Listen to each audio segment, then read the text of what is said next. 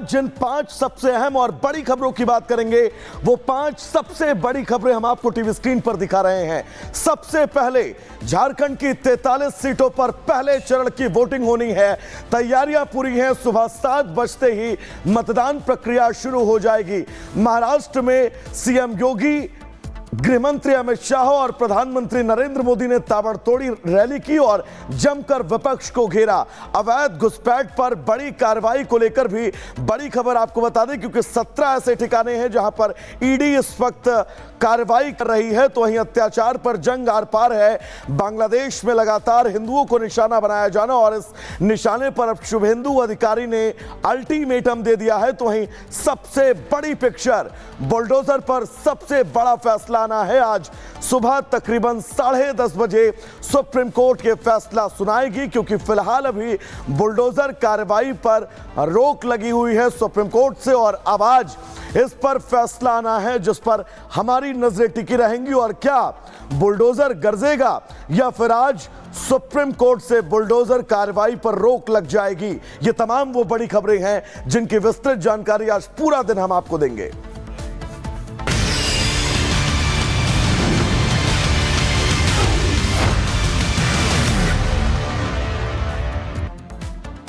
वहीं झारखंड का चुनावी रणअप पूरी तरह से सज चुका है। आज के दिन 43 विधानसभा सीटों में वोट डाले जाएंगे। 683 ऐसे उम्मीदवार जिनकी किस्मत आज ईवीएम में कैद होगी। झारखंड में चप्पे चप्पे पर आज सुरक्षा कर्मी तैनात है। पहले चरण का मतदान आज, दूसरे चरण में 38 सीटों पर वोट डाले जाएंगे। 5 जनवरी 2025 जब विधानसभा का कार्यकाल समाप्त होगा। 23 नवंबर वो तारीख जब नतीजे आएंगे। पोलिंग पार्टियां देखिए पहुंच चुकी हैं। अब से कुछ ही देर में वोटिंग की शुरुआत होगी। 13 नवंबर आज तारीख और पहले चरण का मतदान। 43 सीटों पर वोट डाले जाएंगे और सुबह 7 बजे से मतदान की शुरुआत होगी। 683 उम्मीदवारों की किस्मत दांव पर है। पूर्व सीएम चंपई सोरेन की भी आज किस्मत ईवीएम में कैद होगी। बहुत रोचक ये मुकाबला, एक तरफ जेएमएम गठबंधन तो एक तरफ एनडीए। दो ये दिग्गज पार्टियां झारखंड के चुनावी रण में जो पूरी ताकत लगा रही हैं कि आखिर कैसे झारखंड में अपने किले को मजबूत किया जाए और सत्ता हासिल की जाए। क्योंकि कांग्रेस की बात करें चाहे बीजेपी की बात करें, चुनावी मौसम में लगातार ये दोनों पार्टियां एक दूसरे पर हमलावर भी दिखाई दी। बिल्कुल सागर, 43 झारखंड की ऐसी सीटें हैं जिन सीटों पर आज चुनाव होना है। लेकिन इन 43 सीटों में कई सीटें ऐसी हैं जिन पर सबकी नजरें बनी हुई हो। और इस कांटे की लड़ाई को लेकर सबसे बड़ी बात यह है कि ऐसी कौन कौन सी सीटें हैं जो झारखंड के इस चुनाव में सबसे महत्वपूर्ण हैं। अपनी इस रिपोर्ट के जरिए आपको विस्तार से बताते हैं।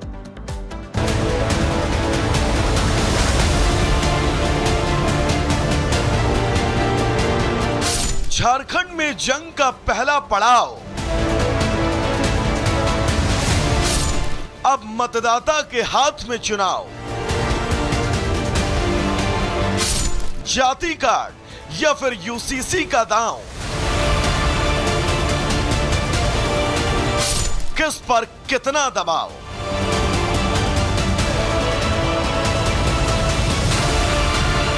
झारखंड चुनाव में नेताओं और रैलियों में उनके भाषणों के बाद अब मौका जनता के हाथ में है।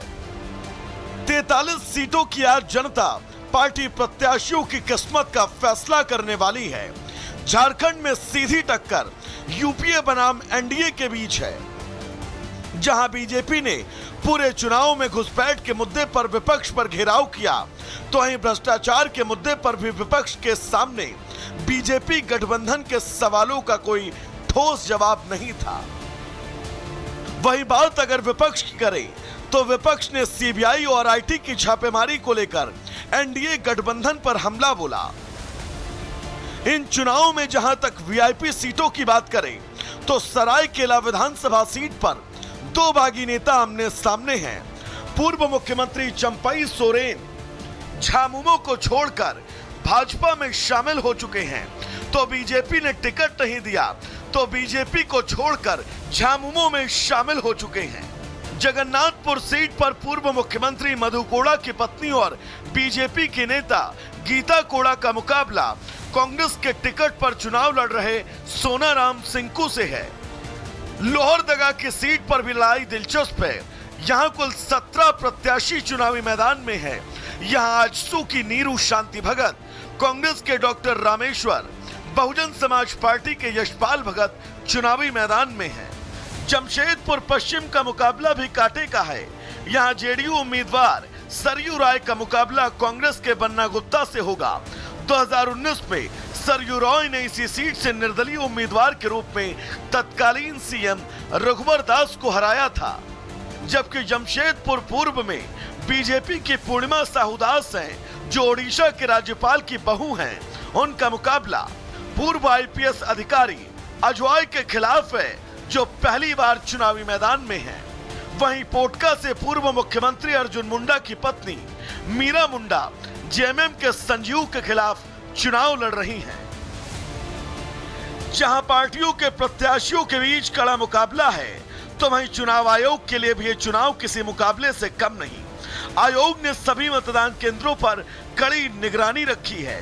कई बूथों पर मतदान अधिकारियों को पहुंचाने के लिए हेलीकॉप्टर तक की सुविधा है। साथ ही राजनीतिक पार्टियों के लिए भी कड़े संदेश जारी किए गए हैं।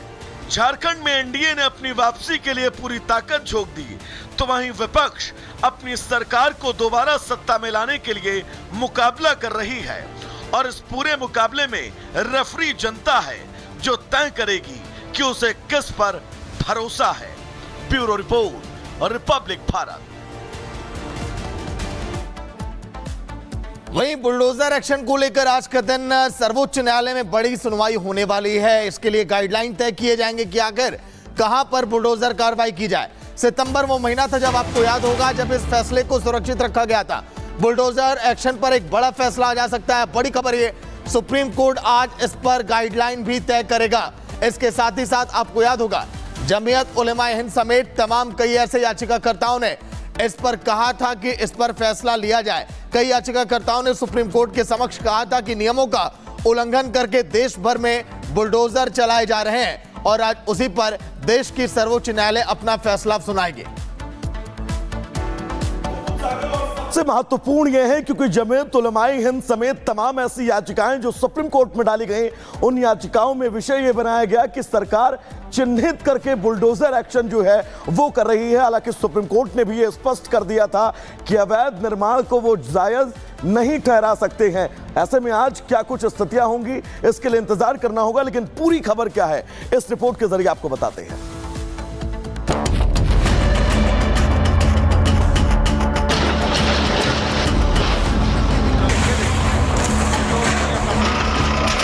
दंगाइयों के सामने नाक रगड़ने वाले लोग बुलडोजर के सामने वैसे ही पस्त हो जाएंगे। बुलडोजर संवैधानिक नहीं है, अनकॉन्स्टिट्यूशनल चीज है। बुलडोजर चलेगा या रुकेगा?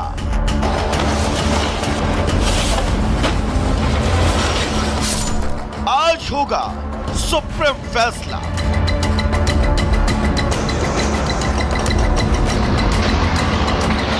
देश भर में चल रही बुलडोजर कार्रवाई के खिलाफ दाखिल याचिकाओं पर सुप्रीम कोर्ट 13 नवंबर यानी आज फैसला सुनाएगा।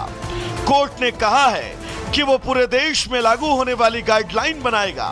इस मामले पर सुनवाई करते हुए बीते 17 सितंबर को सुप्रीम कोर्ट ने बुलडोजर एक्शन पर रोक लगाई थी।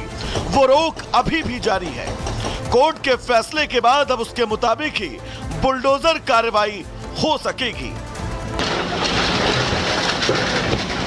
फैसला सुरक्षित रखते समय कोर्ट ने साफ किया था कि वो सिर्फ उसी समाधान की बात करेगा जो पहले से कानून में मौजूद है।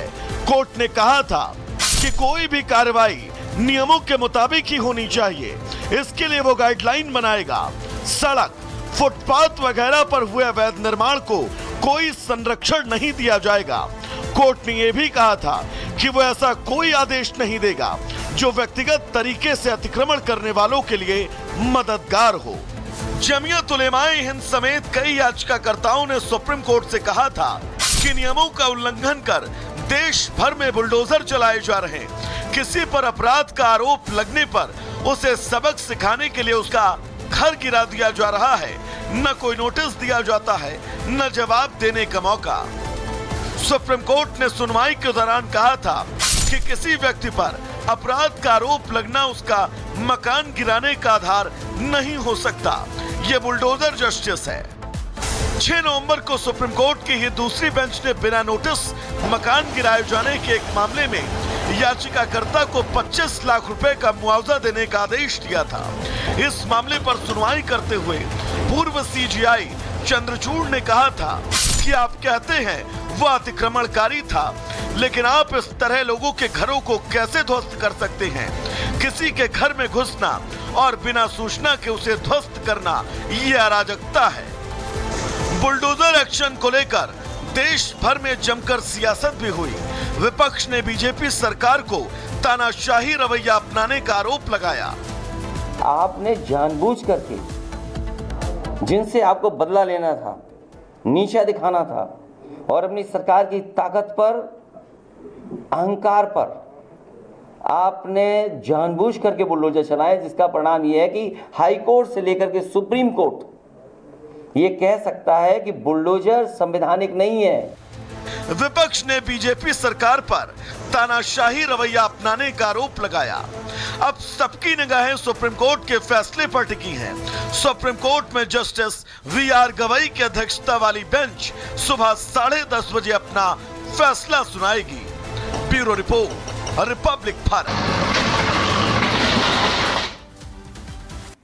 वहीं दिल्ली के लोगों पर एक तरफ तो सांसों का संकट है, तो उधर सर्दी का सितम भी अब शुरू हो चुका है। दिल्ली एनसीआर के कई ऐसे इलाके जहां पर विजिबिलिटी इस समय बहुत ज्यादा कम है, कई इलाके जहां पर इस समय घना कोहरा छाया हुआ है। चाहे हम गाजियाबाद की बात करें, चाहे हम दिल्ली की बात करें, चाहे हम नोएडा की बात करें, विजिबिलिटी बहुत कम। तापमान में भी लगातार गिरावट पिछले 2-3 दिनों में देखी जा रही है। ये तस्वीरें आप देखिए, आनंद विहार की ये सड़क है जहां पर जो गाड़ियां जा रही हैं इस समय, उसकी रफ्तार देखकर अंदाजा आप लगा सकते हैं कि कितना घना कोहरा इस समय छाया हुआ है। रिपब्लिक भारत भी ये अपील करता है आप सभी से, जब आप सड़कों पर अब निकलें तो गाड़ियों को आप मध्यम गति में ही चलाएं, आराम से चलाएं, ताकि आप होने वाली दुर्घटनाओं से आप बच सकें, क्योंकि आने वाले दिनों में अभी मौसम ऐसे ही बना रहेगा। बिल्कुल सागर, इस बीच आगे बढ़ेंगे क्योंकि झारखंड में चुनावी प्रचार लगातार जारी है। आज पहले चरण की वोटिंग है, लेकिन बात अगर करें चुनावी प्रचार के बीच, जब मिथुन दा पहुंचते हैं वहां पर चुनाव प्रचार के लिए, तो इस रैली में उनका कोई बटुआ मार देता है। लेकिन सबसे महत्वपूर्ण यह है कि मंच पर मौजूद नेता माइक से यह अपील करते हुए नजर आ रहे हैं कि जिसने भी मिथुन दा का पर्स लिया है वो पर्स वापस कर दे, लेकिन नीचे से कोई आवाज नहीं आती। ये तस्वीर भी हम आपको दिखा रहे हैं कि यहां पर मंच से किस तरह से अपील की जा रही है और मिथुन दा के बटुए को वापस लौटाने की मांग इन बीजेपी के नेताओं कार्यकर्ताओं के द्वारा की जा रही है। ये अहम तस्वीर हम आपको दिखा दें, और ये तस्वीर दरअसल अपने चहेते नेता को देखने के लिए किस तरह से पब्लिक जो है वो मंच पर पहुंचती है, रैलियों में पहुंचती है। लेकिन इस बीच ये तस्वीर,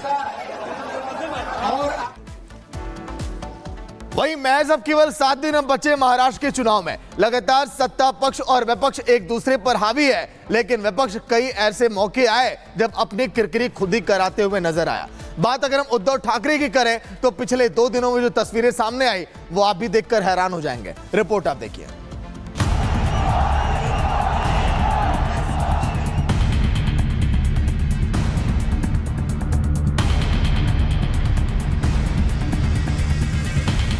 उघडली तर हे पण उघडायला काय उघडायचं ते उघडा, नंतर मी उघडतो तुम्हाला। पण माझी एक बॅग तपासताना तुम्ही आतापर्यंत मिंद्याची तपासली का, देवेंद्र फडणवीसची तपासली का, अजित पवारची, मोदींची तपासली का, अमित शहाची तपासली? लागू नका। चुनाव का मौसम है, प्रचार जोरों पर है। जाहिर है पैसा, शराब, साड़ी बांटने से लेकर मतदाताओं को लुभाने के